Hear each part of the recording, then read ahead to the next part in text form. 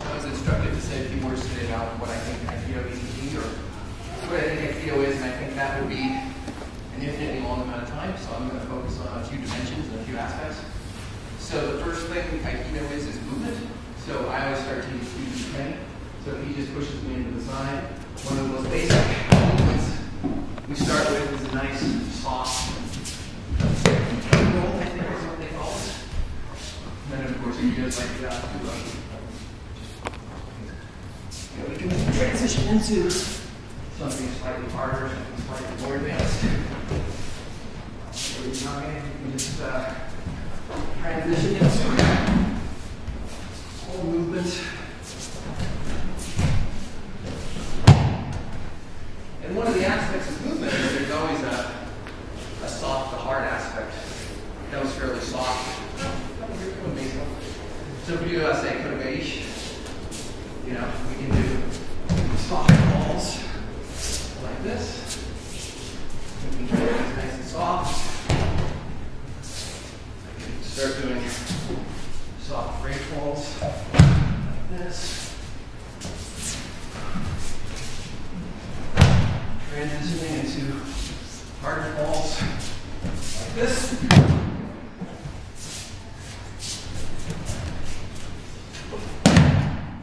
So that's sort of soft to hard. I think is one dimension of Aikido, which I really appreciate. We do Shionage. We do soft.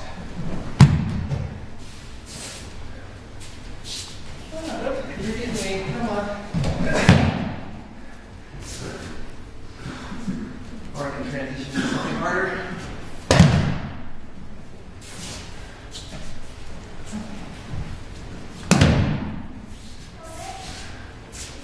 When I teach techniques, I try to think of my techniques as going from a range. We think of it as escalation of force. So I can take it down softly. If I'm working with a beginner, if he's not really that scary and he's not really that serious, I can just do that. If he's a little scarier and he helps us add a little extra to the movement. If he's scarier, I might re-grip. Taking it up a notch. If he's even scarier, I might do a drop, like so. Or I might transition to something he's not going to like, which is harder like this. Do that again. Please, 2-3 more times.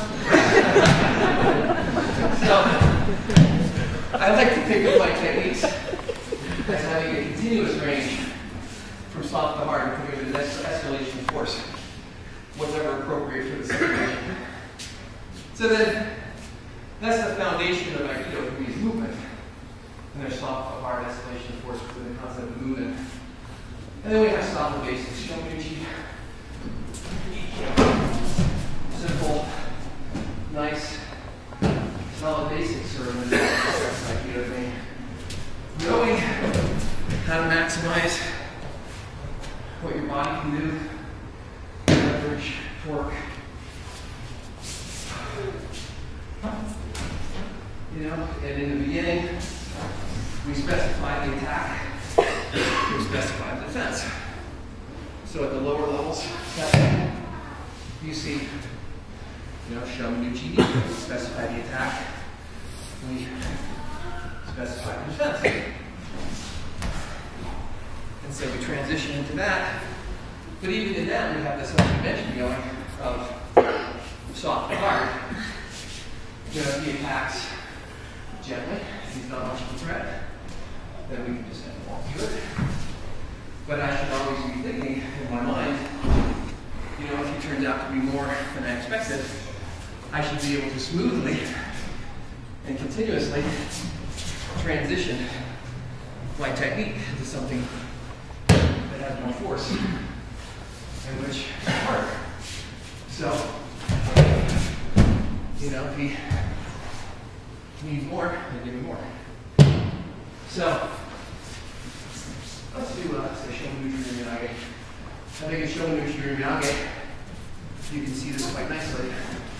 Nice solid basic. I can blend. Tom's not much. Maybe Tom's not much of a threat. Maybe we're just learning. Maybe you just have one go that hard. Then we can do a full blend, keep things soft. Hard to transition to lesson. Sorry about that. Was maybe more of an abrupt transition. I'm trying to say there's a continuous set of movement in between. So maybe I shouldn't transition so hard and not fall apart like that. But you can get rid of the blend and just go down. Or you can even take it to another level where you add a speed, like this. Now I know I've discussed with Takahashi something before. At what point I've transitioned out of Aikido into the harder forms of Aikido and Jiu-Jitsu. For me, the line's a little bit blurred. I think I'm still in the Aikido realm when I'm doing this. Because I was able to get Takahashi sensitive to teach this way when I was trying to still Aikido. Now, harder version is even turning it into a full hip throw, which is something I don't do very often because I pushed my first time doing this. But Tom was nice enough to offer to be my new teammate, and he could survive. So that's, again, I'm trying to make the point of even in solid basics, we learn specified attack, specified defense. There's still a range of soft to hard of escalation of force. So again, the range here for me, you can see clearly here, you have a nice soft blend. I blend completely. Maybe I cut the blend a little short, get some more aggressive. Okay, I would still call that Aikido, just shortening the blend. Or taking a leg out, getting more aggressive. Or eventually, if you're really nasty end of the scale, turn it do a full hip throw. Another place I can see this is with Ryoku Shinage. Again, we're just doing basics, but I have a whole range of ways to think about the basic. So I have a nice mote. So with all of our basics, we have a mote and we have word, right? And that's giving you a range of different ways to do the technique. It's also bringing out another aspect, another dimension, which is responding to your partner and doing the technique that's appropriate for the attack, which I think is an absolutely fundamental part of Aikido. I did karate before I did Aikido. In karate, I just punch the guy. It doesn't matter what he's doing. In Aikido, if he grabs my wrist and he pulls, well, then maybe I go this way. If he grabs my wrist and he pushes in, then maybe I go this way.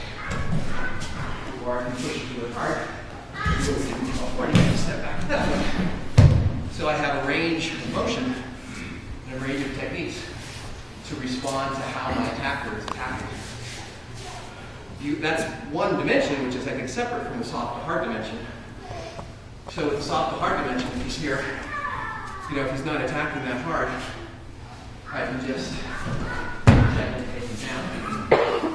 If I want to go a little harder on him, in this type of move, you can't add the speed.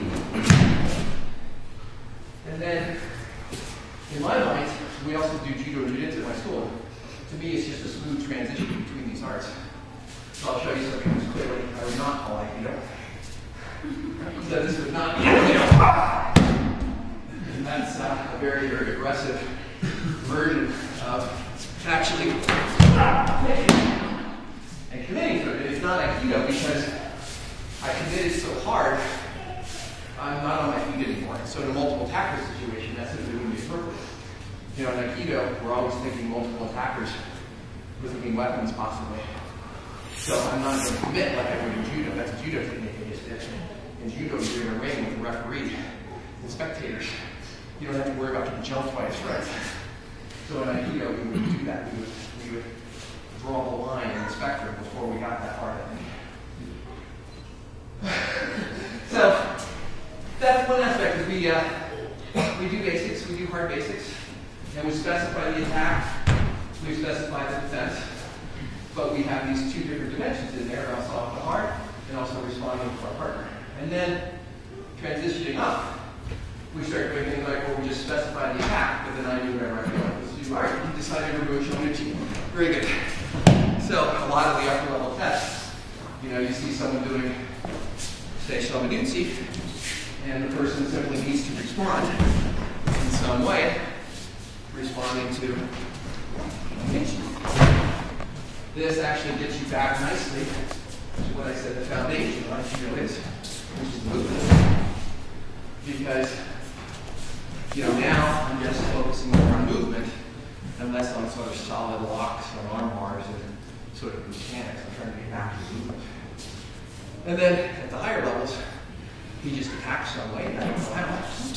There we go. He attacks Shonin-chi, and I'm expected to respond. That's another sort of level, another aspect.